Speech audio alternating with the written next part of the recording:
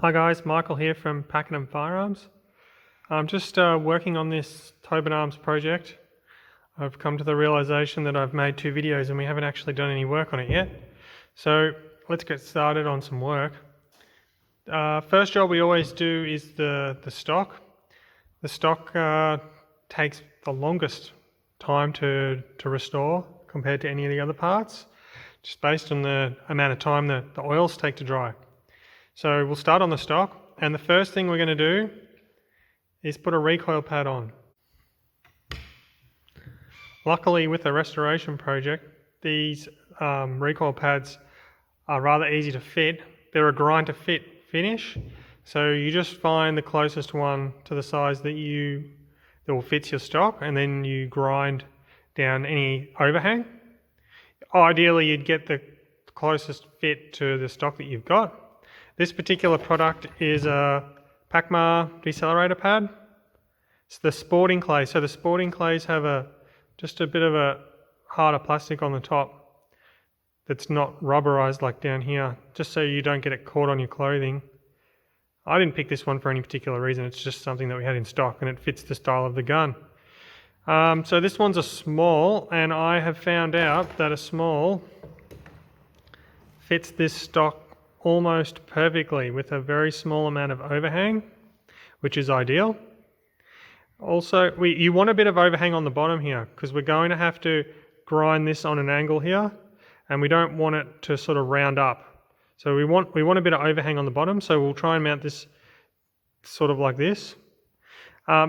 Something else worth mentioning is the holes here, the hole pattern, actually line up with the holes on my stock, which ordinarily would not be a great thing because you're not supposed to use the existing holes to put your new screws in, because you don't know how they're going to hold. But we're going to have to cut about 20 mil off this stock because we've got the old recoil pad here. It's about 5 millimeters thick. This one's 1 inch, so it's 25 mil thick. And I've measured the length of pull already, and it's 365 mil, which is about standard length. So we don't want to make the length too long. So to compensate for this extra thickness of this pad here, we're going to cut this down. And I think the best thing to do now is to just take the stock totally off the gun. So we'll quickly do that. They're pretty easy. I'll take that off and take the barrels off.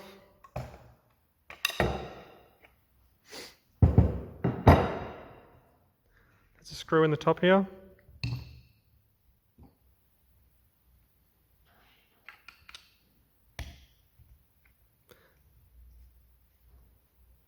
Quite loose actually.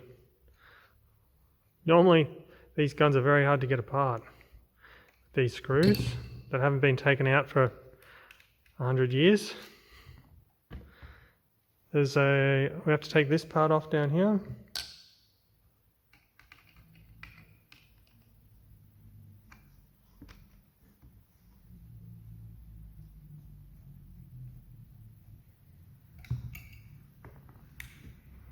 This will just screw off.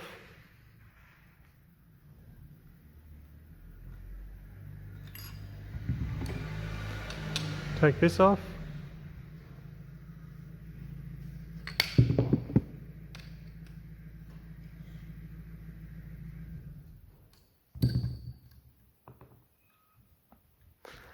Oh, we've got another screw here.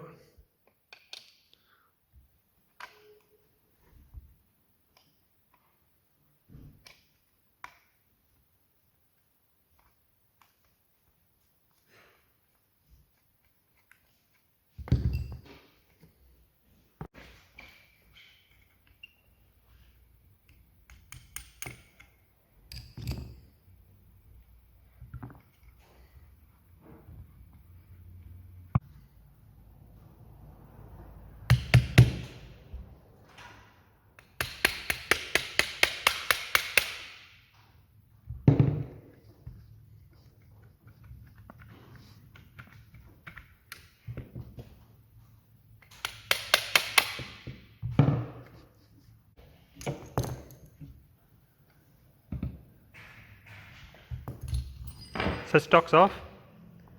I'm just going to masking tape the stock here for when we cut it. Now, this is a trick for cutting these stocks so that the timbers don't chip off the ends. We can get a nice clean cut on the saw if we use this masking tape.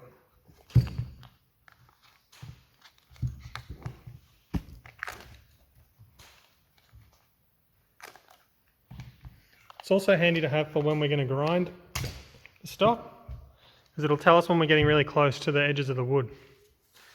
So I'll turn this over. Measure 20 mil. Remember, we're going to cut 20 mil off this stock to maintain the same length of pull.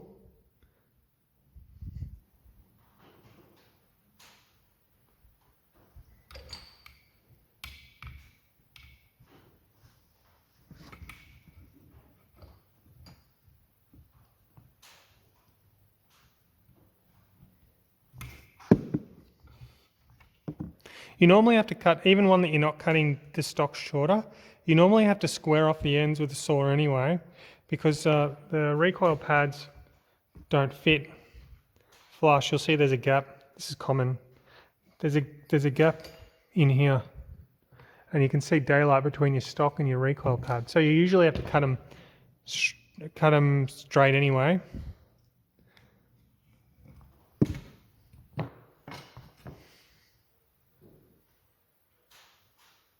Okay, so we are going to cut off about 20 mil there. Let's take the gun over to the stock to the saw and we'll cut it. Okay, so here we are at the saw. We've got the stock. I actually had to mark the other side of the stock to get this stock to fit into the saw at the right angle. But anyway, you get the idea. We're going to line up with the blade of the saw and we'll cut it. I can't do this while I'm holding the camera, so I'll just cut it and show you the end result. Okay, so here's the cut stock. We're now 20 mil shorter than what we were before, and we're going to put this recoil pad, we're going to fit it now, more or less, but before we do that, these holes in the stock need to be lengthened. So I said before, what would normally happen is the holes very rarely line up, so we would use a bit of dowel.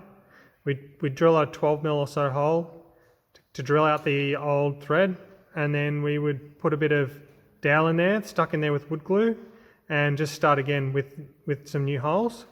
But these ones we've cut 20 mil out of, and there's not very much thread left there. So, and they just so happen to line up with the holes that I've got in my recoil pad. So what I'm going to do, I'm going to cheat a little bit. I am going to just drill those holes a little bit deeper, and we'll utilize the existing holes. So we've got our stock in the vise, and we're just going to drill out these holes to be a little bit deeper.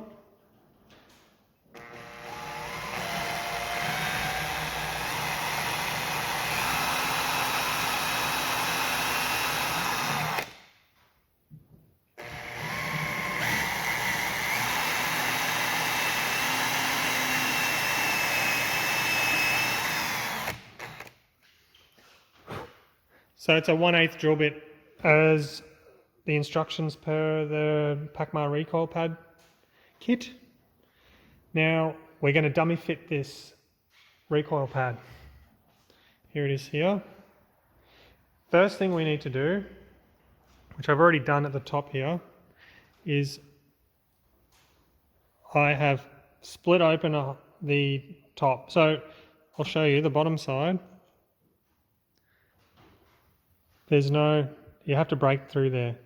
So I just use a sharp screwdriver, and we've pierced the end there. And then we'll go get the screws. So a trick to not ruin the back of the recoil pad by screwing these screws in and out, these are the screws that come with it, is I dunk the heads of the screws in some Vaseline, like this.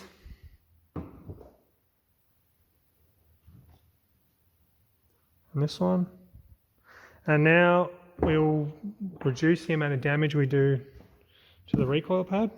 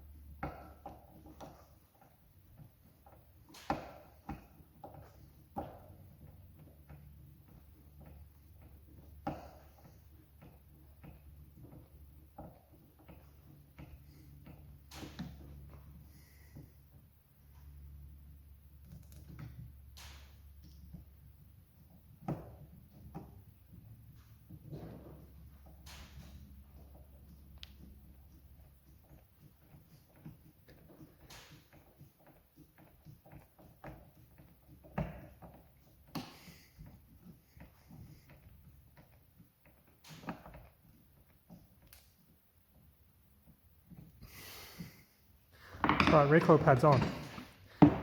Now you can see this is a very good fit already as it is. We've got, this is nearly flush on this side. A little bit of overhang here. We've got a little bit more overhang up here, and it's getting flusher down the bottom. It's not usually this smooth actually. We haven't had to drill out the old holes and fit dowel. So that's been handy. And the recoil there's not going to be a lot of grinding on this recoil pad. So the next thing we're going to do is we're going to go over to the linishing wheel and we'll grind this pad. So this is the linishing wheel here. We're going to use this part of the linishing wheel here, where we will keep the buttstock square up against the linishing wheel and grind it until to the point where it just starts to take away the masking tape. We won't be doing any grinding on this toe piece here. We'll have to move this base plate down on an angle to try and match the angle of this stock. But at the moment we'll just be focusing on the side pieces and the top.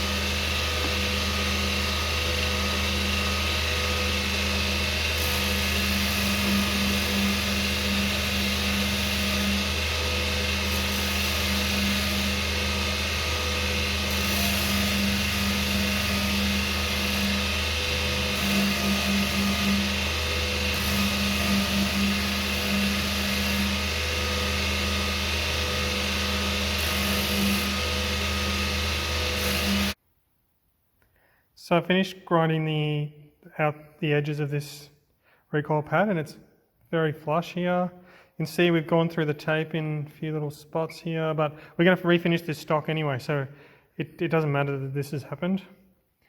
Now we've just got to grind the recoil pad down in this bottom edge here. The easiest way to do this is to take this stock. Well, first I'm going to scribe a line underneath this edge here. Then I'm going to change the linishing wheel to match the angle of this stock here, and then we'll try and match that angle into this recoil pad here.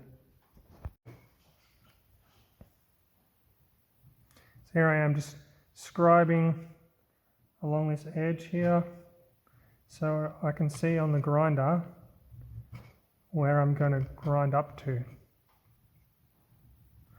on the linishing wheel. All right, we'll take it back over to the linishing wheel with the base plate changed to an angle, and we'll see how we go.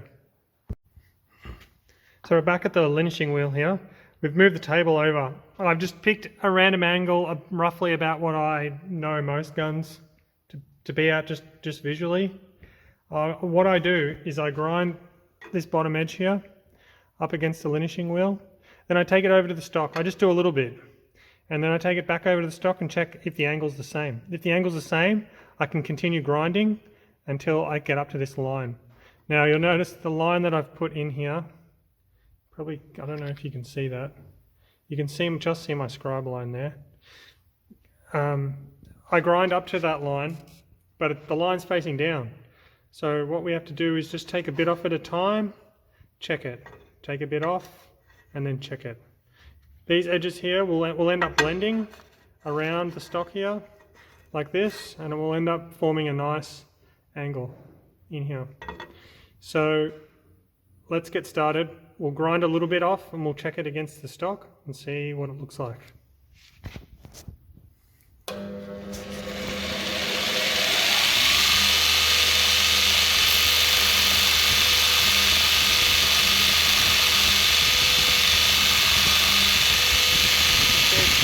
Form that angle there.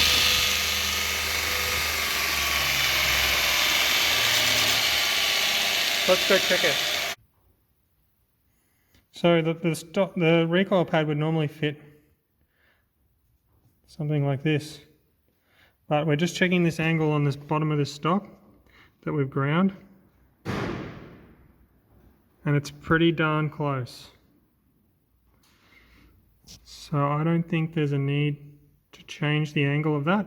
What I'll do, I'll keep grinding, checking it on the bottom, how close we get to that scribe line, and I'll show you what it looks like. So there it is, that's the grinding done on this recoil pad. Pretty nice fit, actually. Wasn't a lot of grinding on this side here, but it wasn't needed. A few technical points. So the linishing wheel grit was 120, but I do actually prefer to do this job with a 180 grit. It's quite fast cutting with a 120, and the only reason I used a 120 was because that's all the tool shop had. So I'd probably recommend a 180 for anyone else trying to do it. Can it be done not on a linishing wheel? It is possible to do it with a flappy wheel on a angle grinder, but it takes a lot of skill to do it, but it can be done.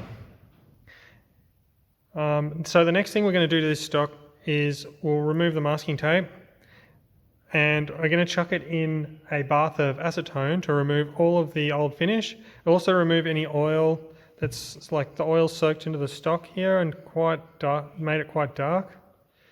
So we'll quickly do that, and now we're done for today. We'll leave it in the acetone for a couple of days. Just an interesting observation on this stock, guys. After removing the masking tape off this stock, it's actually removed quite a lot of the old finish, which I have never seen before.